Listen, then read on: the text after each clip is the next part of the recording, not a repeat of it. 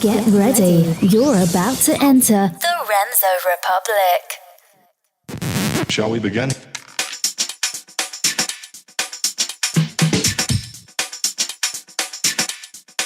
Let's begin now.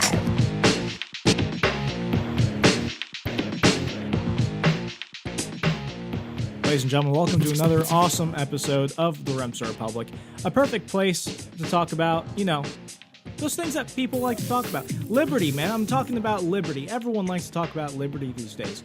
Or do they? It seems that as we've been entering this, this crazy new year known as 2017, people are freaking out for, some legitimate reasons and some crazy reasons.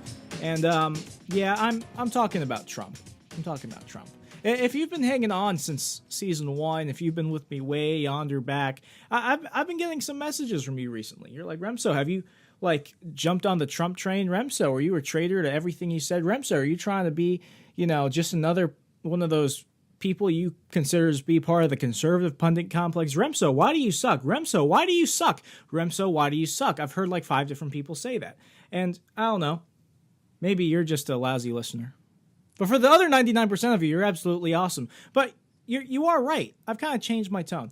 There are some things about the current administration that I'm actually kind of excited about. I call it the house on fire mentality. I warned a lot of people about what was potentially going to go on.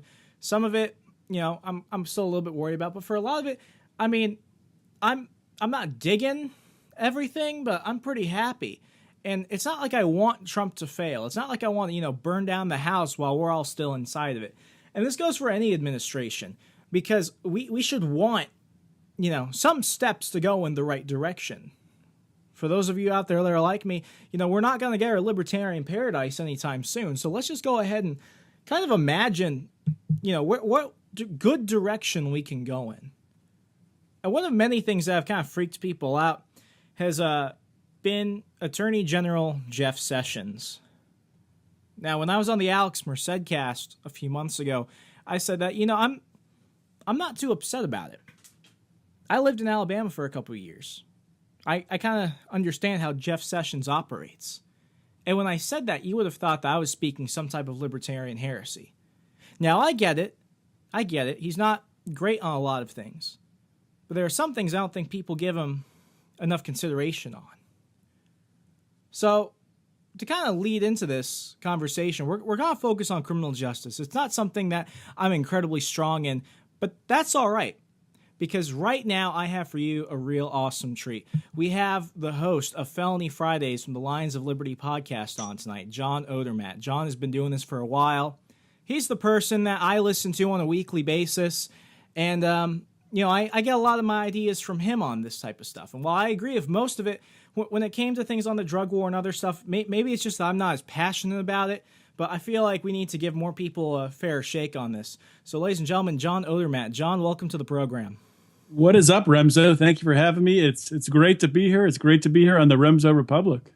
Man, it's been a long time coming. I've been listening to Felony Fridays since you first premiered a while back, and I'm a giant fan. So to have you on, it's kind of like full circle, because I had Mark on for my very first episode, and I've been listening to Lions of Liberty since the program first premiered, and I had him back on for season 2. So to have you on, I think I'm missing Brian, but who needs Brian when I've got you? That's exactly right. And Brian's just getting started, just getting his feet wet now with his own show, Electric Liberty Land. So it's pretty cool. It's pretty. Give him a little time to cycle through that and get it going. One day over the rainbow. So, John, I understand the reasons why many libertarians kind of aren't a big fan of the current administration's view towards criminal justice. I'll lay it out there. I think that Jeff Sessions is pretty wrong when it comes to civil asset forfeiture, because I think that's just state-sponsored crime. I understand the problem that a lot of people have when it comes to the drug war. I know a while back he said that good people don't smoke marijuana. And I mean, there are some concerns, but I'm not an ANCAP. I'm not a stateless society type of guy. I do believe that there is a function for the state. And in terms of Jeff Sessions, his biggest thing is, if the law is on the books, enforce it. If not, get rid of it. So, is there any positive gain that we could see in this new administration from a criminal justice standpoint, or is it all just, bad from a libertarian view?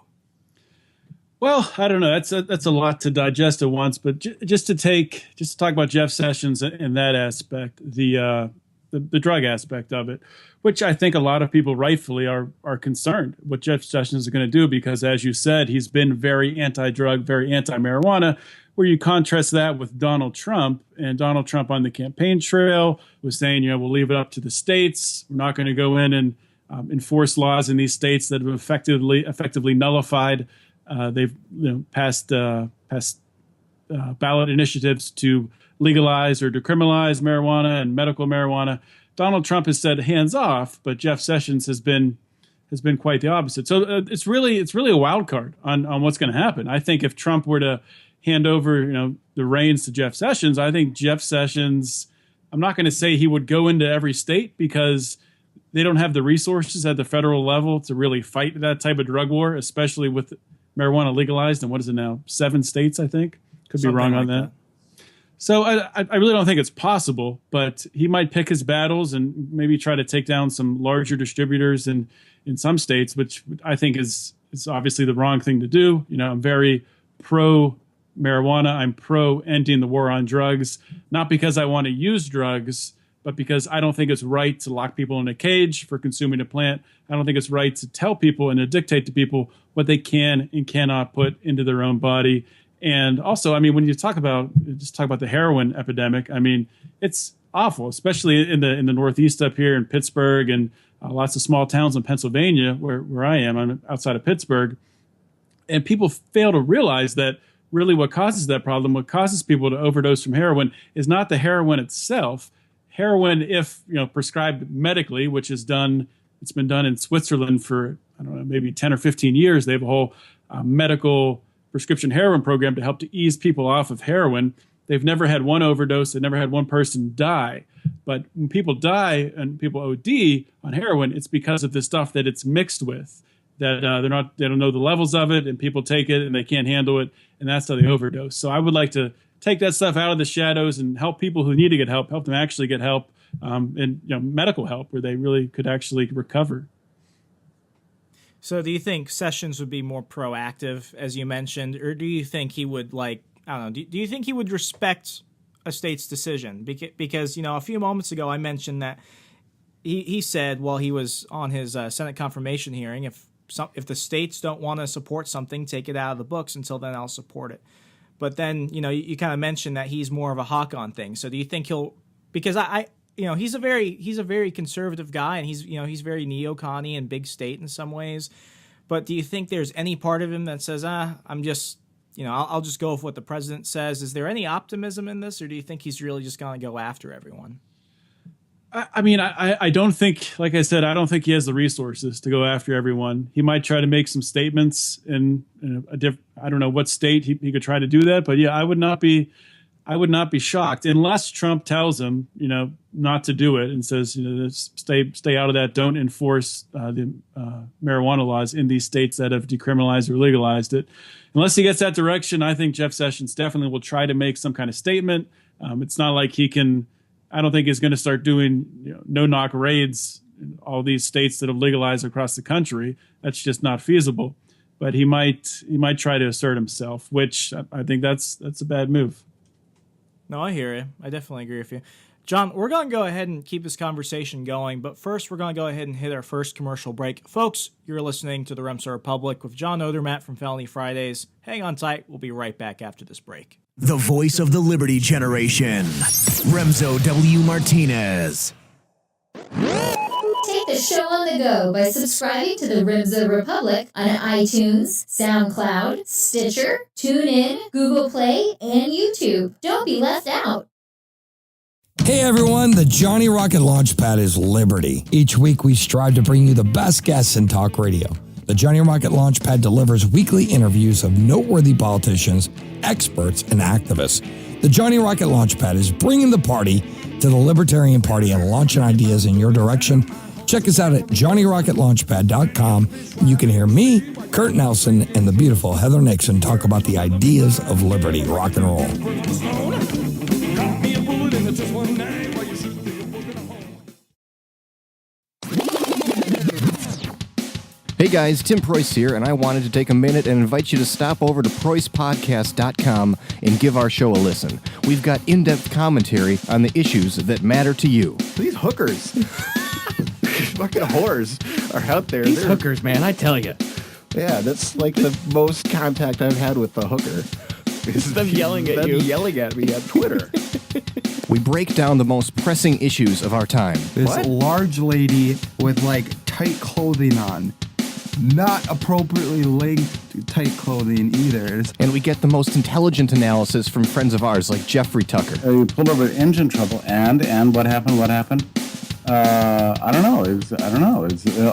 Oh God! Seriously though, we love putting on a show that both entertains and educates. We're growing, and we'd be thrilled if you joined us. Check out PreussPodcast.com for more. That's PREUSS podcast.com.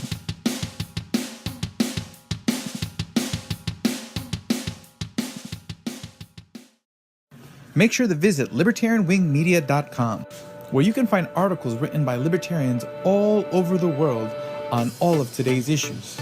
Check out our podcast network with monthly and weekly podcasts. Check out our libertarian t-shirt store with t-shirts like Make Markets Free Again and Make Markets Not War.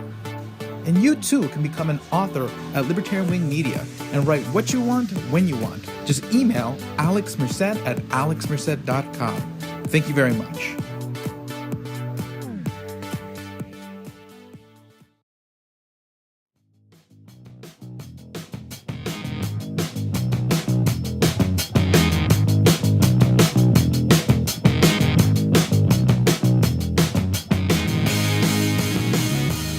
Folks, welcome back.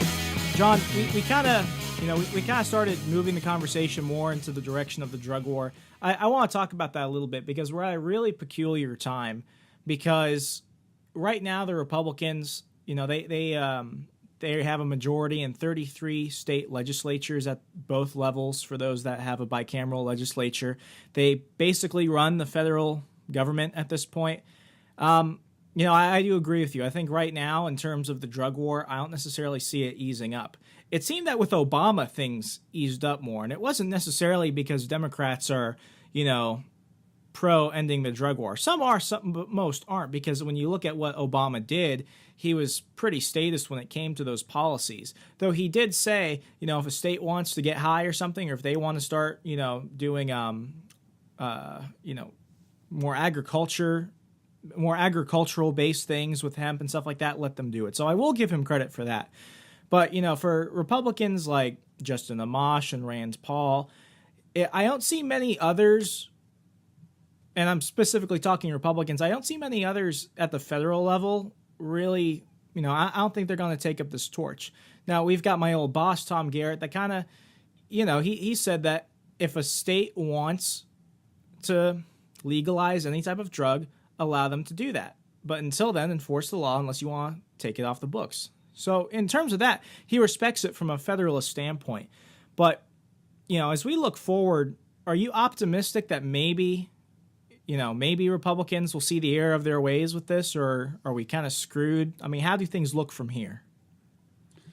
Well, yeah, like you said, there's a handful of Republicans, Rand Paul, Justin Amash, Thomas Massey, who really are more libertarian leaning, and they understand the principles of individual liberty and people owning their body and being able to make choices to consume what they want to.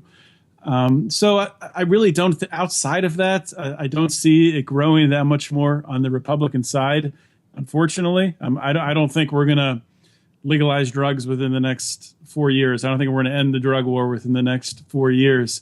But just to go back to talk about Obama for a minute, he has done some pretty interesting things towards the end of his term.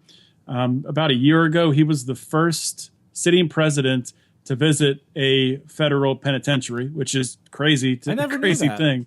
Yeah, and he's commuted hundreds, maybe up to 1,000 sentences now for nonviolent drug offenders. He's let them free, brought back the release date, reduce their sentences. So that's a good thing. It's just interesting that he's waited to do all this until he was about to leave office, because you would think if it was something that he really believed in, and if he believed in it from a principled stance, not just from a way to gain politically, you would think that he would have been doing it the whole 8 years he was in. But I mean, didn't he used to smoke pot in college? He was part of the Cheney gang and all that jazz. He was part of the the Chum gang growing up in Hawaii, right? Yeah, he was smoking pot, and there was a video of his daughter, his oldest daughter, smoking pot at a music festival. Oh yeah, I remember that. And one weird thing that he said is he said something to the effect of, once I get out of office, I'll fight the marijuana, the prohibition of marijuana from the outside. It's like, Barack, what are you even talking about? You're president of the United States now, and then he's saying he's going to fight it when he's out of office. So obviously he's just looking at it from a perspective where he can gain most politically. Yeah, and I'm glad you brought that up, because the thing that I do respect about George Bush was that when it was time for him to go, that dude left. Like, in the past 8 years, you rarely heard or saw anything about George Bush. And one thing that he said during his final interview as president in 2007 was, the upcoming commander-in-chief deserves my silence. And to his record, Bill Clinton, Carter, they never did that for Bush. So we could talk all the smack we want about Bush, but he was extremely respectful to Obama. And the fact that he has a Georgetown apartment right now, the fact that he says, he's going to stay involved in things like this, even though you and I may both agree that we need to bring an end to the drug war, do you think it'll kind of bring things back if we have a former unpopular commander-in-chief trying to get involved with, federal politics again? Do you think it'll probably bring us back because, Republicans are in charge and he's unpopular? And automatically anything he talks about is going to be really, really unpopular. Yeah, I mean, I honestly think that's the Republicans' dream, having Obama come back in. I mean, look what he's done to the Democrat Party. He came in as this superstar back in, I guess when he first gave this speech back when John Kerry was running, but came in as a superstar. He was going to save the party, and he's pretty much destroyed it with help from Hillary Clinton, of course. But yeah, I mean, that's a good point you make with George Bush stepping away. And he's painting, right? He's like a really good painter. Have you seen any pictures of his paintings? He's actually really good. I actually really want to get that book he did where he basically drew a portrait of every U.S. serviceman that died in Iraq. And, I'm going to sound unpopular, but I don't think that George Bush is an evil person. I think he was a bad president. I think he made some of the worst decisions for my generation and everything else. But when it comes to that, I think he was deeply remorseful. And, his paintings, folks, go check him out. He's a pretty phenomenal painter. But I'm getting off track. My bad. No, but I think that's important. I mean, I think there is some. I mean, he's a human being. Like you said, I don't think he's some evil, heartless person. Maybe Dick Cheney is. I'm not sure. That's no argument. I mean, the Dark Lord is out there. I think I was talking to Mark a while back, and what we're going to do is we're going to try and go find Dick Cheney and get him to come out into the spotlight and do an interview with him, because that guy, I get afraid. It's like whenever we see on the local news, a serial killer has escaped. I feel uncomfortable not knowing where Dick Cheney is sometimes. He legitimately did not have a heartbeat for 6 months when they were prepping for a heart transplant for him. They put this pump in. If you would have checked for a heartbeat, there was nothing. But he was alive, functioning. That's so spooky. I have nothing really nice to say about Dick Cheney because of stuff like that. Because when it came to Dick Cheney, I mean, he did one interview. He did a really long interview, and I don't know if he wrote a book about himself or if somebody else wrote a book. It was called Cheney on Cheney. But I mean, you want to talk about someone who's not remorseful? Cheney was not remorseful about anything. And yeah. I mean, one of the weird things, we're talking about kind of people that we're not big fans of supporting things that, we do support, like Obama and the drug war and things like that. But, just an example of how kind of bad of a turn things can make. Dick Cheney was actually one of the first major Republican leaders to say, hey, if we can't just go full civil union, why not just privatize marriage? People forgot he said that because one of his daughters is actually a lesbian. And he said, you know what? They're not hurting anyone. Let's just let them have a contract. If they want to get married, let them do that. And as soon as Cheney said that, Republicans just completely ignored him because Democrats were cheering him on. And that lasted for all of 5 seconds because, this is the middle of the Iraq War and things like that. And that just goes to show you, the moment a really unpopular person takes up the torch of something you like, it's not going to go anywhere. Right, and that's funny. I never knew that before, that Dick Cheney supported that. It does make sense. I didn't know that his daughter is a lesbian. It's like one of those weird footnotes in the history book, because Yeah. I did see an interview with him back in 2012, and I was like, Dick Cheney, of all people, supported that? Because people have this misconception that, he was... he did not have a single opinion on social issues, but when he was a senator, he was pretty socially liberal. He was, he's one of those like Rockefeller Democrats. He was really neocon-y, but when it came to social stuff, he was more of a progressive when it came to that. People don't necessarily know that about him, and it's really strange because it really outlines the Bush presidency. I mean, even when Kasich tried to revive the whole compassionate conservatism thing, John Kasich himself was a lot like Dick Cheney. Well, that's the neocon way, right? Yeah. They're just progressives cloaked in conservatism. They don't really believe in it per se. They believe in taking care of people here, and also they believe in micromanaging foreign countries and telling them how to live. Exactly.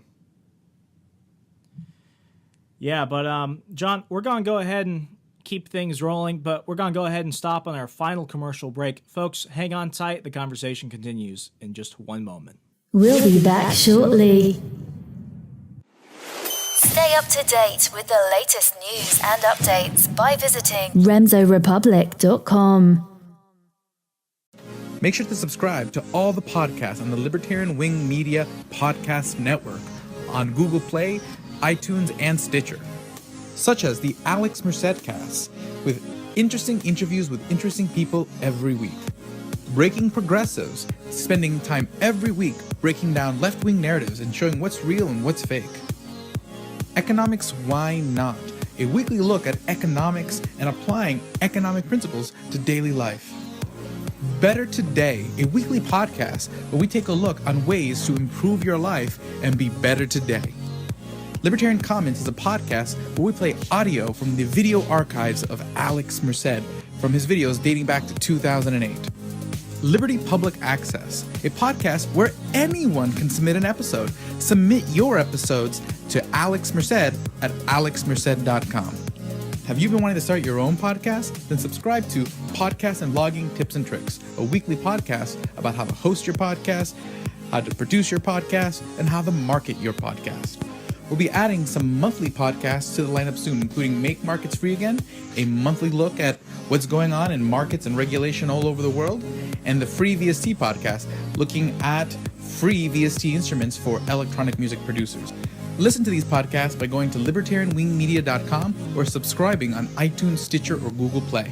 And if you enjoy the podcast, tell your friends and leave a positive review on iTunes, Stitcher, and Google Play.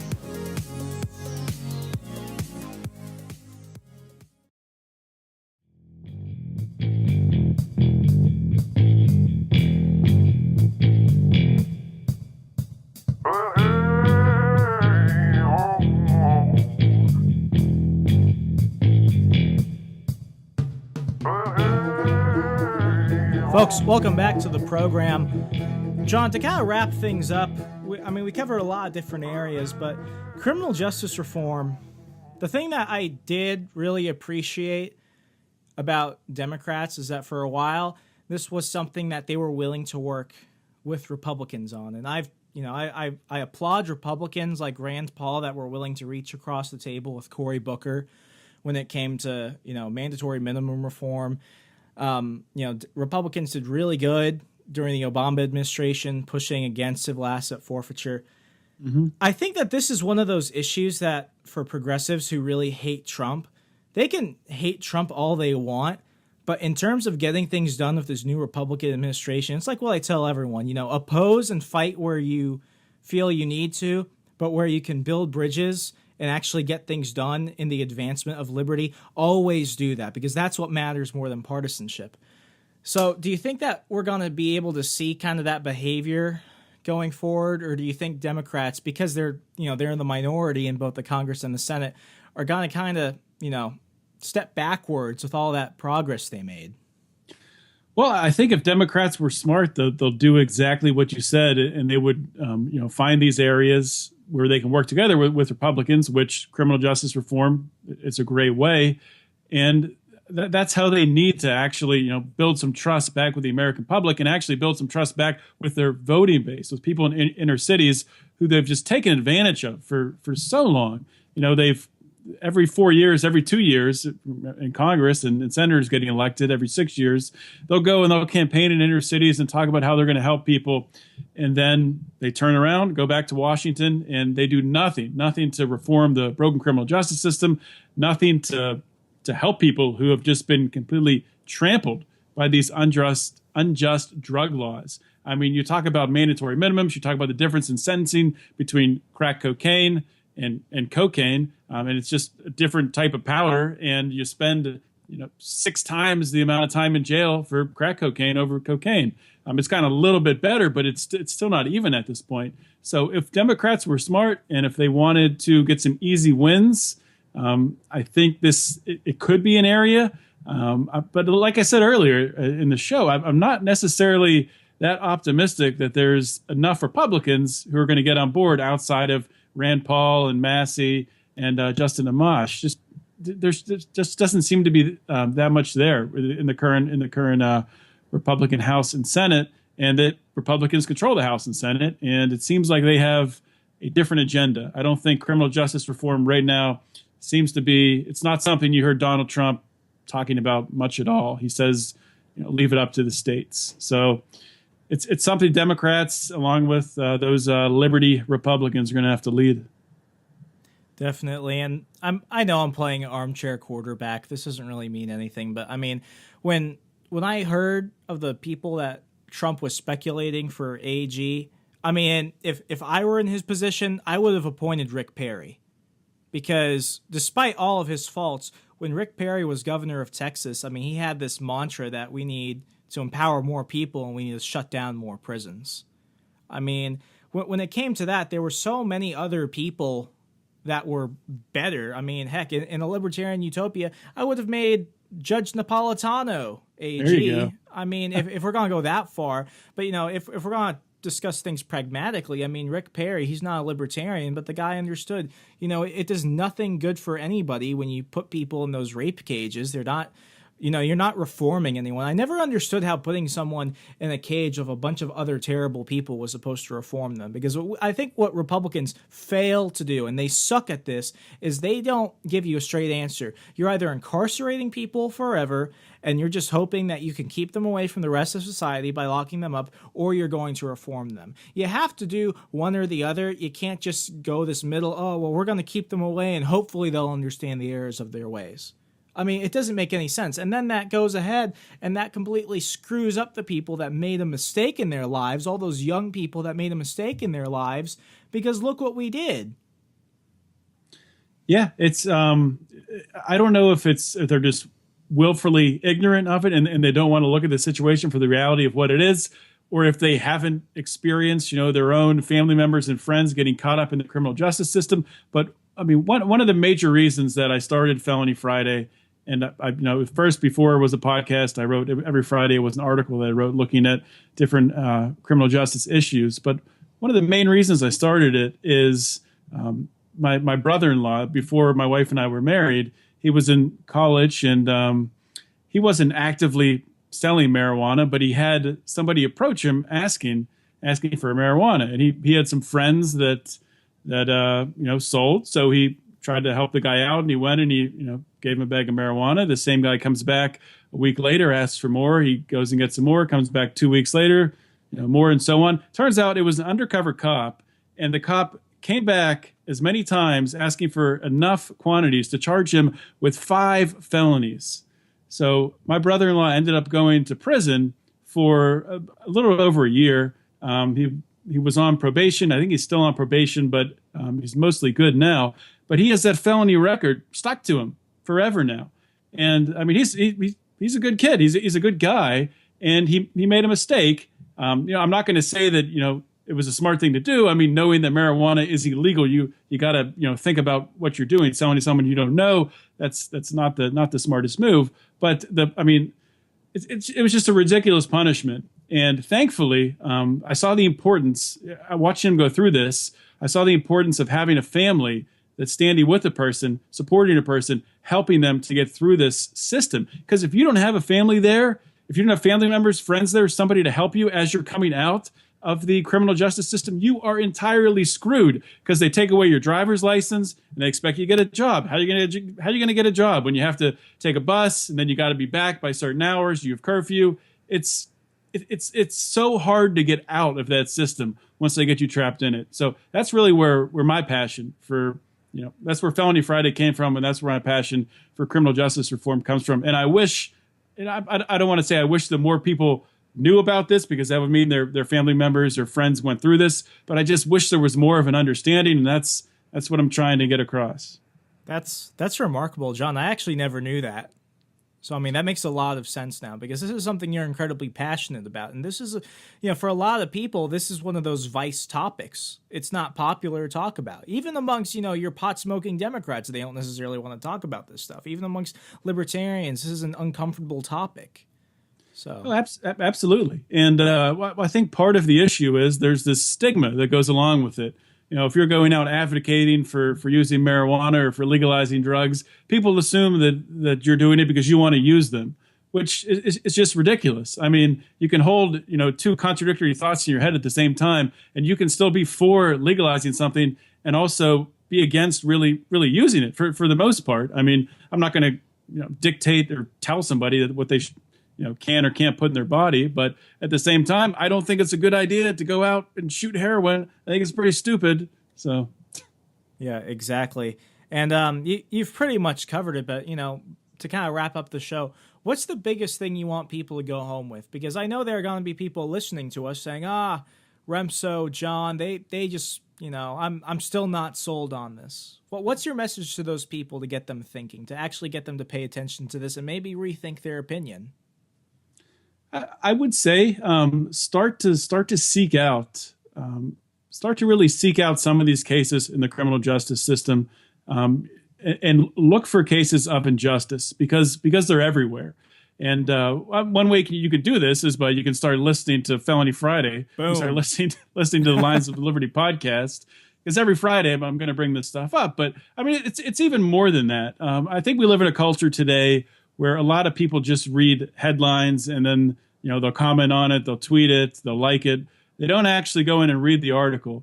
So I just want to encourage people, when you see something out there, somebody posts something about criminal justice reform, actually go and read the article, try to understand it, question it, think about if you're getting the whole story, and then comment and give what you think of it. But I think people need to be more critical of what they take in.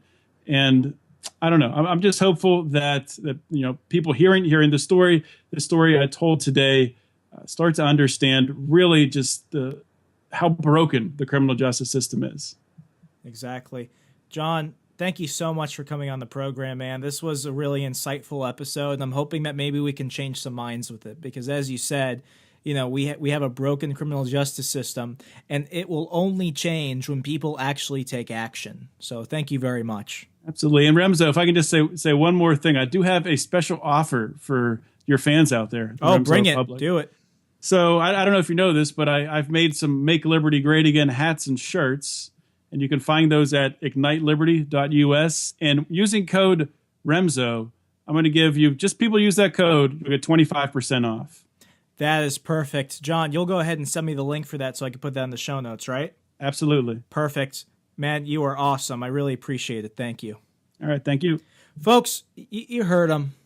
This is one of those topics that's really unpopular, and there's so much I could say about it, but what I can say is this, especially those really hardcore, Bible-thumping Christians like myself. I put myself in that category. There's something we talk about in the church, and it's understanding your burdens.